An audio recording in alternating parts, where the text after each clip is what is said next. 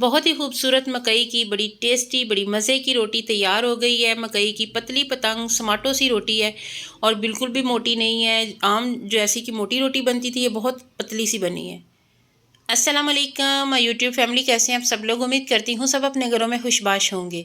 अल्लाह ताला से दुआ है अल्लाह ताला आप सबको अपने घरों में खुश रखें, आबाद रखें, आमीन या रब्बुल आलमीन। मकई की रोटी जैसा कि हमारी माएँ बनाती थी, वो मोटी सी रोटी होती थी जो रेड़े की तरह रेड़ रेड़ के ना वो आटा गूंद के उसके बाद ना मैं अम्मी से कहती थी, अम्मी आप इसे रेड़े की तरह क्यों घुमाती हैं। तो अम्मी ने कहा इसी तरह मकई की रोटी बनती है ना, लेकिन मुझसे तो वो रेड़े जैसी बनती नहीं थी। वो गोल गोल सी थोड़ी मोटी होती थी और बड़ी एहतियात के साथ उसे पलटना, पलट के फिर उस पर बहुत सारा घी लगाना, मक्खन लगाना। एक रोटी तीन तीन फ़र्द खा लेते थे। तो मुझे वैसी रोटी नहीं आती थी। तो एक इंडियन है, उनका चैनल है, उनका नाम है मधुरी मधुरी किचन रेसिपी। तो मैं इसलिए इनका नाम ले रही हूँ कि जिस बंदे से आप चीज़ सीखते हैं ना, उसका नाम ज़रूर लेना चाहिए, क्योंकि वो तो हमारे लिए उस्ताद का दर्जा पा जाता है, जिससे हम थोड़ा सा भी सीख लेते हैं। तो मैंने उनसे सीखी है ये मकई की रोटी, उनके चैनल पे देखी थी और ये उस तरीके से मैंने बनाई है। और बहुत ही आसान और सादा सा तरीका ये है। तो मैंने सोचा मैं आपके आज के व्लॉग में उनका नाम भी लेती हूँ और साथ में ना ये आटा गूंद रही थी, रोटी बना रही थी, तो आपके साथ शेयर करती हूँ और आपको बताती हूँ कि मुझे बहुत शौक़ था मकई की रोटी मुझे बनानी आ जाए, क्योंकि मुझे खाने में भी बहुत पसंद है, लेकिन मुझे इसका तरीका नहीं आता था। तो इसका बहुत ही सिंपली सा तरीका ये है कि 1 कप पानी में 2 कप मैदा डालना है। तो गर्मा गर्म पानी ऊपर रख देना। जब उसमें बबल आने लग जाए ना, तो मैंने लिया है 1.5 कप पानी और उसमें 3 कप मैंने मकई का आटा डाला है। 1.5 कप पानी में 3 कप मकई का आटा डाला है और उसके बाद जब ये अच्छी तरह इसे हिला जला के ना फिर चूल्हा बंद कर देना है। उसके बाद इसे 10 मिनट तक कवर दे के रख देना, ताकि जो स्टीम है उससे ये मज़ीद नरम हो जाए। तो उसके बाद जब ये नीम ठंडा सा हो जाए ना, ज़्यादा ठंडा नहीं, अभी गर्म ही था, तो मैंने ये परात में उल्टा लिया है। और आप देख रहे थे कि उसमें भाप निकल रही थी, तो वो गरम गरम था, तो मैंने ये नीम गर्म पानी के साथ इसे गूंद लिया अच्छे से। तो बस यही इसका तरीका है कि ये गर्म पानी से गूंदे तो इसमें जो है ना वो लचक पैदा होती है। इस आटे में वैसे तो इसमें लचक नहीं होती है, गंदम की रोटी की तरह ये आसानी से बनती भी नहीं है, टूट फूट जाती है। तो बस ये है कि ये एंड पे ना थोड़ी क्रैक क्रैक सी होती थी, इतनी फिनिशिंग इसकी साइडों से अच्छी नहीं मुझसे आई है। तो नेक्स्ट टाइम बनाऊंगी तो ज़्यादा अच्छी आएगी।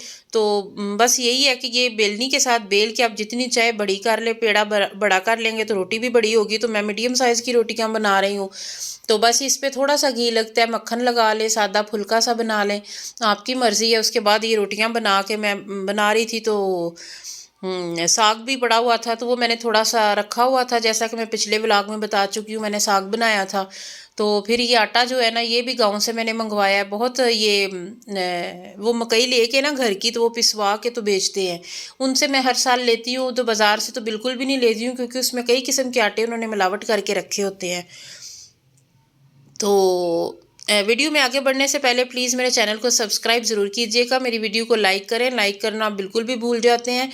तो ये देखें, ये बड़ी अच्छे तरीके से और सादा से तरीके से रोटी बन जाती है। बस इसका आटा गूंदना ही कमाल है। उसके बाद ये रोटियां बेलते जाएं और डालते जाएं और गरम गरम जो है वो सारे खाते जाएं। तो मैं भी जो भी उतर रही थी तो सबको प्लेट में रख के और उसके ऊपर साग रख के दे रही थी। तो कोई साग के साथ कोई बच्चा नहीं भी खाता है, वो फिर वैसे ही खा लेता है। तो बस यही इसका सादा सा सिंपल सा तरीका है। और जितनी अच्छी ये रोटी होती है ना गंदम की, है वो तो हम डेली बेसिस पे खाते हैं ना, तो ये कभी कभार खानी होती है। सर्दियों में बस ये हमें मिलता है। वैसे भी मकई छली ये बच्चों को वैसे भी बहुत ज़्यादा पसंद होती है, ये सेहत के लिए भी बहुत अच्छी है। और जो लोग वेट कॉन्शियस है ना, उनके लिए भी ये रोटी बहुत कमाल की रोटी है। तो मैंने ये 5 किलो का आटा मंगवाया, तो इंशाल्लाह जब ये ख़त्म हो गया तो फिर और मंगवा लूँगी। तो बस साग के साथ जो इसके मज़े हैं ना, वो किसी और चीज़ के साथ तो बिल्कुल भी नहीं है। तो अल्लाह का शुक्र है, अभी फ़िलहाल तो मौसम भी अच्छा है। हमारे तो शहर में वो स्मोक वाला काम भी नहीं है जो आले दुआले के सारे शहरों में है ना। अम, बच्चे स्कूल वगैरह जा रहे हैं, तो सुबह बच्चे खा के गए हैं। तो आज तो धूप भी बहुत अच्छी सी निकली है। इसके बाद मैंने सोचा घर साफ़ करूँगी, बहुत सारा गंद पड़ा हुआ है। तो घर की सफाई के बाद थोड़ी देर अगर टाइम मिला तो धूप में बैठूँगी। धूप में बैठने का टाइम ही नहीं मिलता है, फिर सफाइयों से फ़ारिग हो, नाश्ता बनाओ, तो फिर दोपहर के खाने का टाइम हो जाता है। हमारी वैसे भी ना गैस का बहुत ख़राब शेड्यूल है।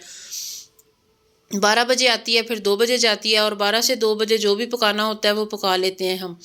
तो आज मेरा अम्मी की तरफ भी जाने का प्रोग्राम बन रहा था, गाँव जाना था, तो अब देखें जी, हस्बैंड साहब उठेंगे तो फिर ही फैसला करेंगे कि क्या करना है, जाना है या नहीं जाना। तो आप प्लीज़ मुझे सपोर्ट किया करें, मेरे वीडियो को लाइक किया करें, कमेंट भी किया करें, और मेरे चैनल को सब्सक्राइब ज़रूर कीजिएगा। और देखिए मेरी ये जो डिंगी सीधी सी मैंने रोटियां बनाई हैं ना, इन्हें ज़रा मोहब्बत भरी नज़र से देखें। और मुझे बहुत मज़ा आया था बना के, और मुझे बहुत खुशी हो रही थी कि मैं व्लॉग बना रही हूँ और आपके साथ शेयर करूँगी। अभी तो मैं सुबह सुबह काफ़ी मेरे पास होता है ना रश कामों का, तो फिर भी मैं ना वीडियो बहुत मुश्किल से बनाती हूँ, फिर इसकी एडिटिंग करती हूँ, तो ये इतना आसान काम नहीं है, काफ़ी टाइम इस पे लग जाता है। देखिए जी, पतली पतंग टमाटो सी रोटी मेरी रेडी हो गई है, बहुत ही टेस्टी, बहुत कमाल की रोटी बनी है। आप खाएंगे और याद करेंगे कि अस्मा फैसल ने क्या कमाल की रोटी बना के हमें दिखाई है। आप भी खाइए, फिर मिलेंगे इंशाल्लाह, तब तक के लिए अल्लाह हाफिज़।